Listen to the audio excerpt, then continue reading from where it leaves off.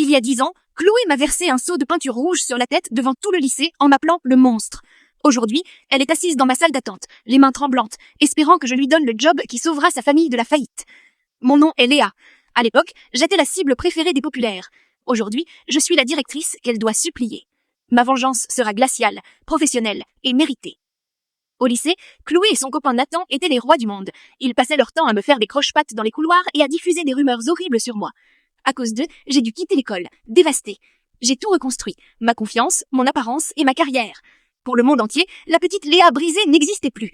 Elle avait laissé place à Madame Valois, une femme d'affaires impitoyable. Ce matin, en consultant la liste des candidats pour le poste de responsable marketing, j'ai vu leurs noms. Chloé Morel et Nathan Dubois. Un mélange de colère et d'excitation a envahi ma poitrine. Le destin m'offrait un cadeau sur un plateau d'argent. J'ai demandé à ma secrétaire de les faire entrer ensemble. Quand la porte s'est ouverte, j'ai vu 2 personnes épuisées. Chloé portait un tailleur trop grand et Nathan avait perdu toute son arrogance. Ils se sont assis en face de moi sans me reconnaître. Madame Valois, a commencé Chloé avec un sourire flatteur. C'est un honneur, votre parcours est une inspiration. J'ai gardé mon visage impassible pendant 1 minute entière. Le silence était délicieux. Je les voyais transpirer. Monsieur Dubois, Madame Morel, j'ai enfin dit, votre CV est intéressant, mais j'ai une question d'ordre éthique. Que pensez-vous du harcèlement? Chloé a marqué un temps d'arrêt. C'est terrible, nous sommes totalement contre. J'ai retiré mes lunettes et je me suis penchée vers elle. Tu ne te souviens vraiment pas de moi, Chloé? La peinture rouge? Le bal de promo?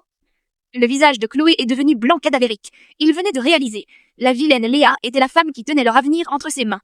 Léa, a chuchoté Nathan, c'est impossible.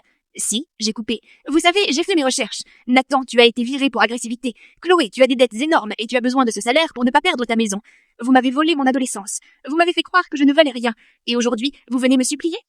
Nathan a essayé de bafouiller. Léa, s'il te plaît, on était jeunes, on fera n'importe quoi. J'en suis sûre, ai-je répondu avec un sourire glacial. Mais mon entreprise a une politique de tolérance zéro envers les personnes toxiques. Vous ne travaillerez jamais ici. Et je vais m'assurer que les autres directeurs de la région soient au courant de votre manque de professionnalisme passé. Chloé a éclaté en sanglots. C'est injuste. L'injustice, Chloé, c'était votre comportement au lycée. Ce que je fais ici, c'est de la justice.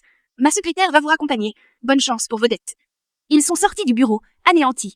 J'ai entendu Chloé s'effondrer dans le couloir. Je me suis rassise et j'ai barré leur nom avec un stylo rouge. La boucle était bouclée. Le succès n'est pas seulement l'argent. Le vrai succès, c'est d'avoir le pouvoir de dire non à ceux qui ont essayé de vous éteindre.